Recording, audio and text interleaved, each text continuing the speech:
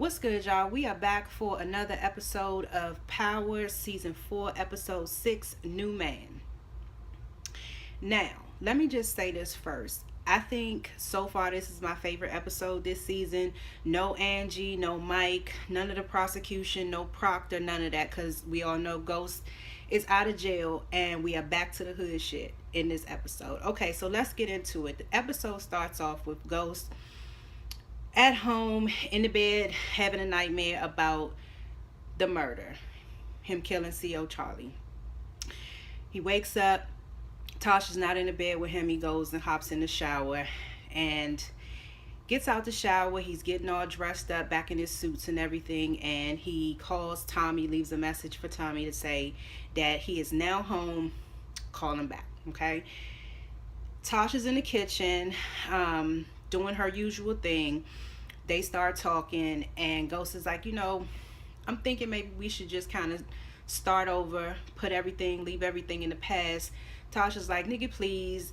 She just blew up her entire life in open court to allow you to walk. So I highly doubt this shit is over. But you can see that once they say, okay, we'll talk about it later, Tasha kind of was thinking about it. She stopped in the hallway, and you could tell she's kind of thinking about it. She wants her man back, I think. That's just my opinion. But so then Ghost goes over to Truth. There's media all outside. The doors are unlocked and everything, and we see Kanan stalking, because you know what they up to.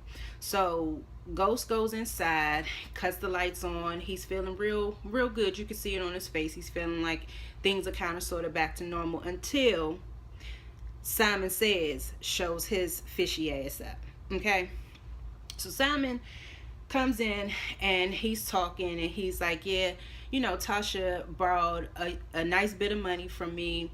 And of course, Ghost didn't know at the time that Tasha had borrowed their money, so it's a surprise to him. And Simon's like, well, I'll forgive every penny of that loan if you hop on board with this real estate venture with me. And I just need your black face so I can get this minority business loan, and it'll give me a good tax break. Ghost is pissed off. Okay. And Simon, like I said, his old fishy ass, we know he wasn't there just to welcome Ghost home. And I said that before when he kept popping up. It's something going on. So now we're starting to see that unfold. He wants this quid pro quo. I gave you the money. Now you join this venture. You'll be the CEO. I'll be a silent partner. We know that's some bullshit too, because Simon is slimy. But anyway, while they're at the club and they're talking, Simon and Ghost, Terezi calls. Terezi's like, you've been out long enough to get that phone to Tommy. What's going on? Ghost is like, all right, I got you. Like, just chill. I got you. Okay? Because we know Terezi is holding the CO Charlie murder over Ghost's head. Okay? Now, Kanan and Jukebox are on the phone, and Jukebox is like, what's going on? What are you doing? Where's the money? Kanan's like, I can't get the Ghost right now. He got too much heat on him, so I'm gonna need you to relax. Okay? And Jukebox is over there at this house, I believe she said in Queens, some abandoned house or something in Queens, where she's there with Tariq, and Tariq is constantly asking about Slim. And she also ends up texting Tasha from Tariq's phone, because Tariq's supposed to be at this sleepover. And Tariq is telling Jukebox, I'm gonna have to be home later because I told my mom I wasn't gonna do this disappearance shit again. So Jukebox is like, all right, I got it. I'll take care of your mom. So that's how she ends up texting Tasha from Tariq's phone.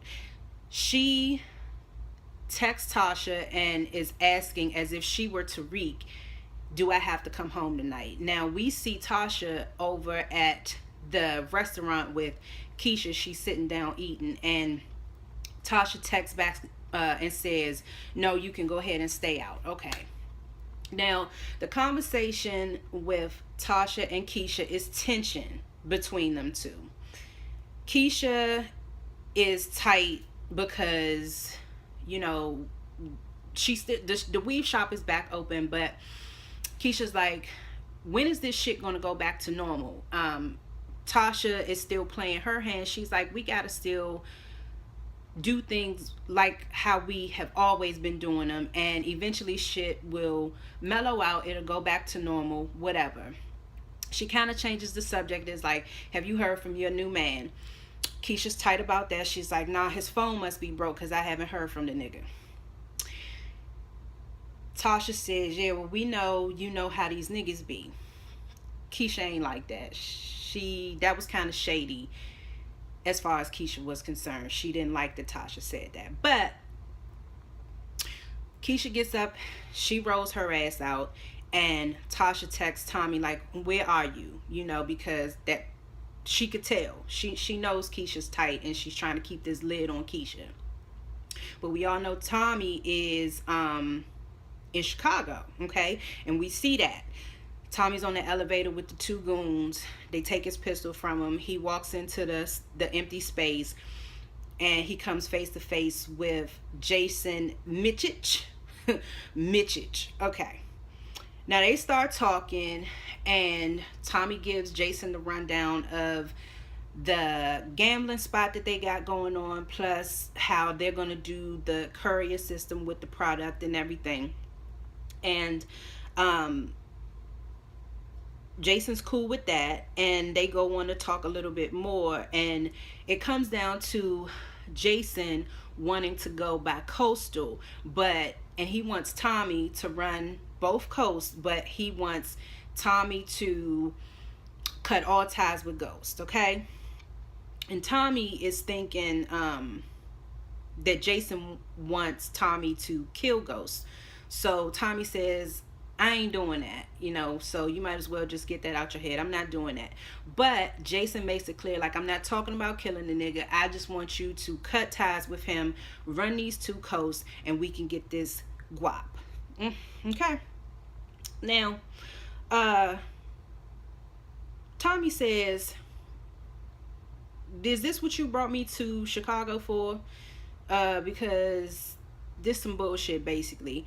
And Jason's like, no.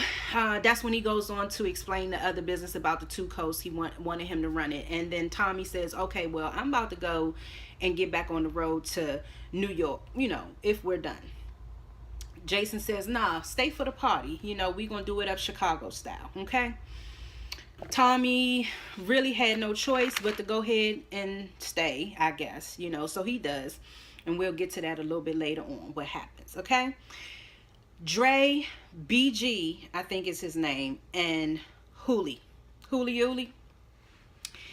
So they are meeting up, okay? Dre and Julio are talking, and Julio is like, what the fuck, Dre? I seen you talking to Kanan, and Tommy told us to stay the fuck away from him, and even to blast his ass on sight. So what the fuck are you doing canoodling with this nigga, okay? Dre still lying, talking about some, Kanan said he wanted back in. I told him no, and I squashed it. We all know that that's not what happened. We know last episode Dre was talking about getting Kanan back on and him helping him and all of that. So Dre, I don't see it for Dre too much longer. But anyway, so that was that conversation. And also during that conversation, they start talking about the whole Cristobal thing, okay, and how they have a prospect. Dre has a prospect for a new premiere to bring him in on the drugs or whatever. And Julio's like, I don't know, I gotta talk to Tommy about that. And Dre says, well, why you need to keep talking to Tommy? Like, you need to go to Tommy with a solution in hand. Like, he gonna look at you like, you know, why I gotta keep spoon feeding your ass? You the distro, so you make the decisions. Now, Dre knows what he's doing. Dre is setting Julio up, so he's putting this shit in Julio's head, and Julio falls for it. So, damn, Julio. That's all I'm saying, and we'll get to that in a second. So Julio goes along with it, and Julio says, "Okay, Dre, go ahead and set it up with the new folks, okay?" And Dre then texts Cristobal saying, "We gotta meet up." Now that's the setup right there, okay? When he texts Cristobal, we'll see that also later. Now Jukebox and Tariq, okay, are still at the house in Queens, and he's sipping on his lean. Jukebox steady feeding it to him, and they get into this small talk or whatever. Almost a tender moment. Almost, I thought. But he starts asking her, "How'd you get your name?" And she tells him, and then they start talking about her mom and all of that. And Tariq nods off to sleep. Okay. And we see Jukebox whisper in Tariq's ear, "Lights out, little nigga." Okay. So no more tender moment. Ghost and Tasha again are back at the penthouse, and this is where Ghost confronts Tasha about her borrowing that money from old Simon Says. Okay. Ghost, of course, like I said, isn't happy about it, but Tasha's like, "What the fuck did you want me to do? You were gone. We didn't have money to take care of the kids, so I took the money." Okay.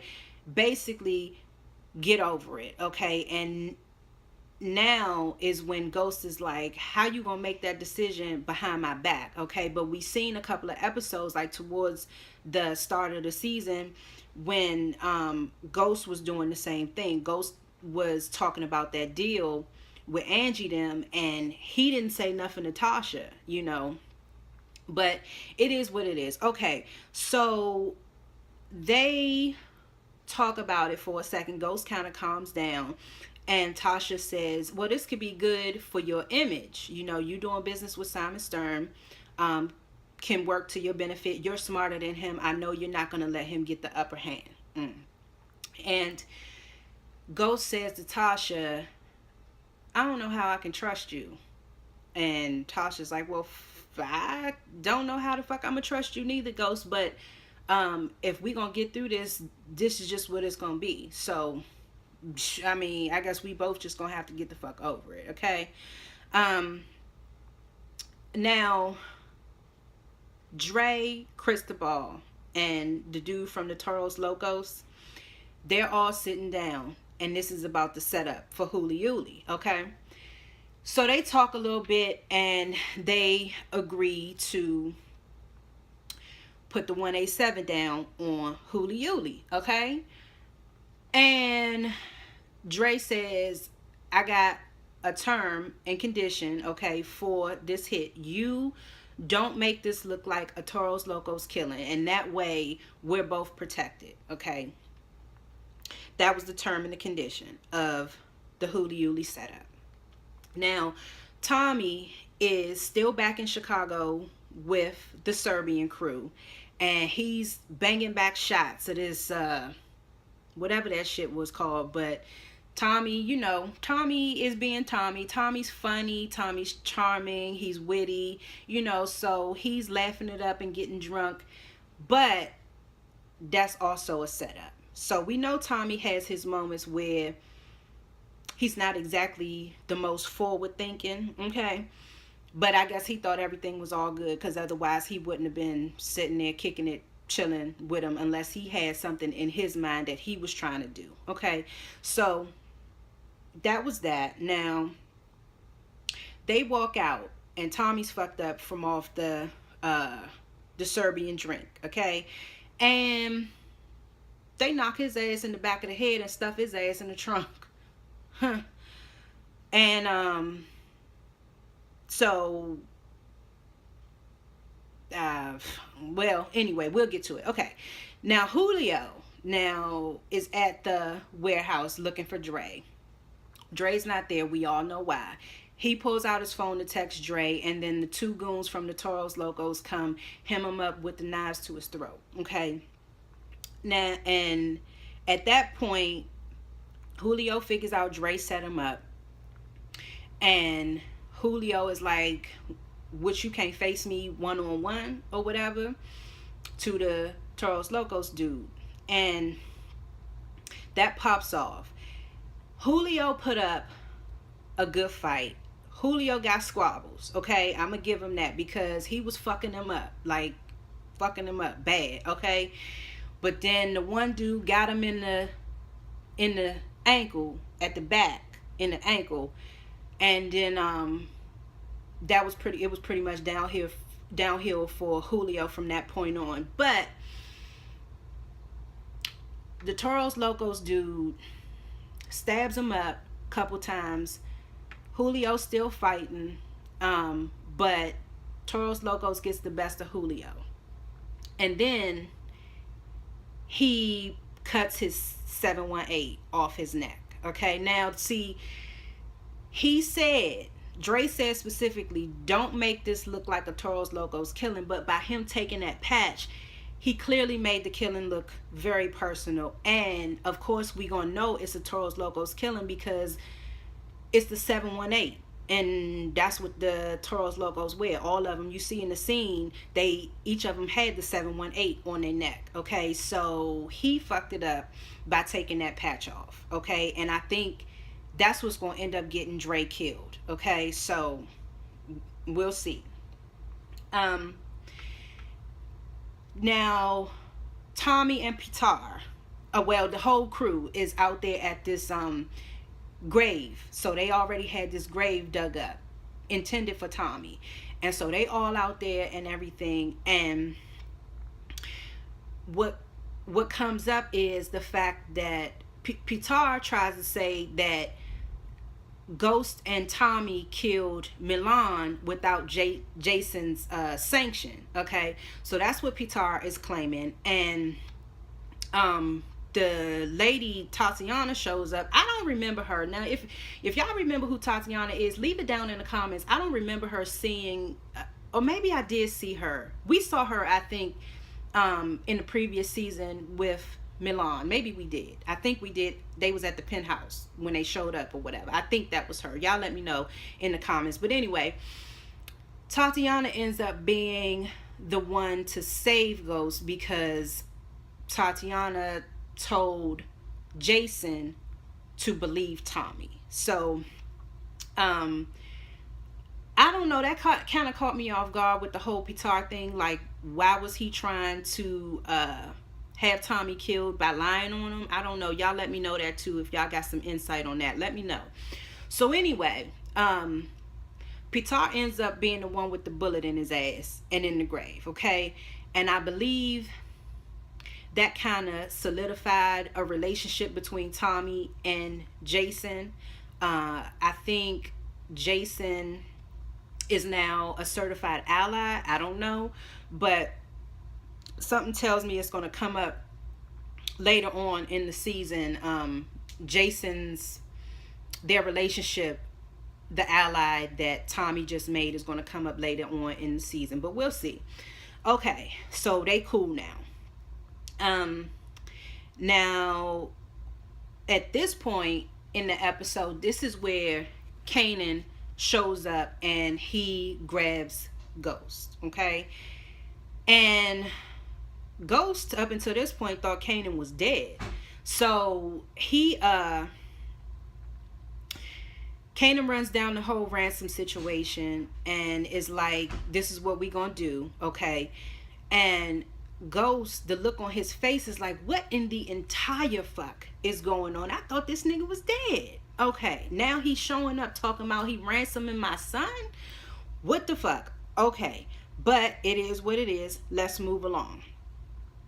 Meanwhile, Tommy detours to Cleveland. Now, that's where Holly's family was from and everything. So while he's driving back to New York, he decides to detour to Cleveland. Okay.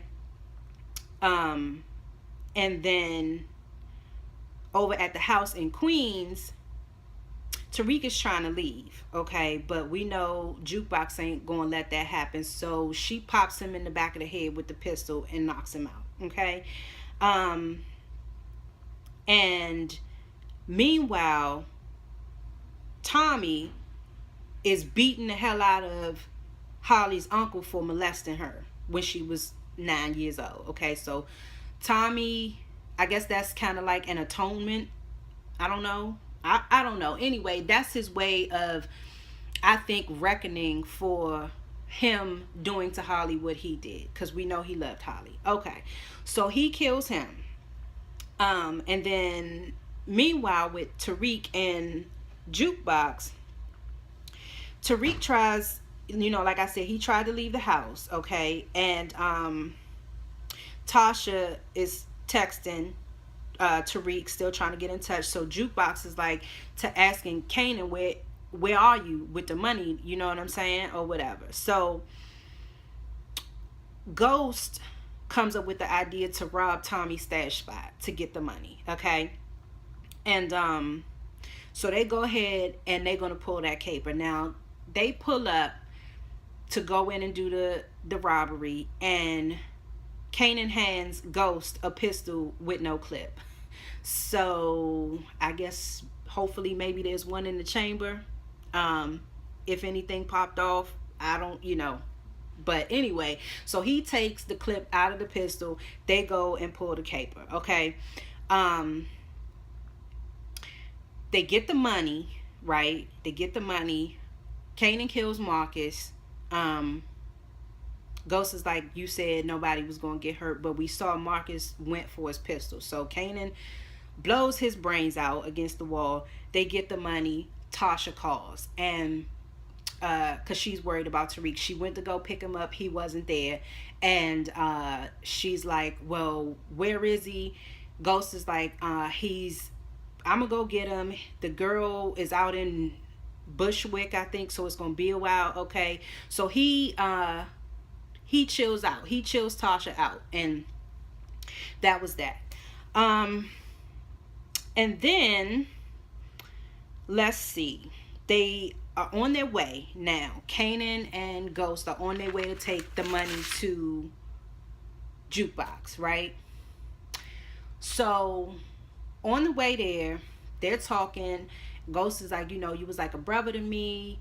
You wasn't trying to go along with the plan, so it was either I kill you or I put you inside, and I wasn't gonna kill you, so I had to send you away. Ghost asks Kanan, where's my boy? And Kanan tells him, with one of the baddest motherfuckers we know. And he figures it out, Jukebox, whatever. Okay, cool. So they get there, and when they pull up, again, Kanan pulls the pistol on Ghost, right? Doesn't shoot him. I thought for a second he may have tried to shoot him, but it's still a little too early in the season for any of that. But he ends up giving him now a loaded pistol, okay? Because Kanan is like, as soon as Jukebox gets this money, she gonna want to kill Tariq. She might even want to fucking kill me. I don't know who she got in there, so here, take the pistol. Ghost then turns the pistol on Kanan. Nothing happens, And just from their interaction, like, even when they pulled the caper, you could see that even through all the shit that's happened between them, they still have this weird connectedness going on. You could tell that they weren't always adversaries, okay? So they go in, and what ends up happening is Jukebox figures it out, like that, Ghost everybody pulls the pistols, right? Jukebox is like, oh, y'all niggas was trying to play me or whatever. And she was like, she's got the pistol to Tariq's head, and she's like, okay, tell him everything. So Kanan ends up telling Tariq that he's not Slim, he's in fact Kanan. Tells him he's a fucked up nigga, he grew up all types of crazy. Him and his dad ran the streets together. Told Tariq that he killed his own son. Told him that he killed Sean. Told him he was using him because he wanted to hurt Ghost and wanted the money, right? So at that point, she is looking like she about to shoot Tariq in the head, and Kanan raises his pistol, blows her ass away. Okay. So, and then he also points the gun at Ghost, but Ghost and Tariq are in this embrace at that moment, and Kanan doesn't pull the trigger, right? Uh, he grabs the bag, say I see you around, little nigga, and he goes on, right? That was the end of the episode. Um, I'm curious to see what's gonna go on with Kanan now that it's no more ransom situation. He and Ghost are aware. Well, Ghost is now aware of Kanan. Um, the few incidents that transpired while Ghost and Kanan were pulling the caper to rob the stash spot, and the fact that Kanan had opportunities to kill Ghost, because we know that Ghost we thought Ghost killed Kanan last season, I believe it was. And so the fact that Kanan didn't kill Ghost when he could have, after all the shit that happened between them, I really feel like Kanan really kind of grew attached to Tariq, so much so that he really didn't want to hurt Tariq. And I feel like he also still got love for Ghost. Okay. Um, and then now that we seeing the Chicago Connect wants Tommy to split from Ghost, and Kanan and Ghost now have this renewed or refined type of connection going on. I'm just curious to see how the rest of the season is going to unfold between all of them with their relationships. I liked, again, this was probably my favorite episode so far, because we ain't see no Angie or none of them prosecution folks. And I don't know, y'all. Y'all let me know how y'all feel about this episode. Leave your comments down below. If you haven't subscribed to the channel, please do so you can get more of me. Turn your notifications on so you get notified when I upload my reviews. And we will be back next week with another episode review of Power. See y'all later.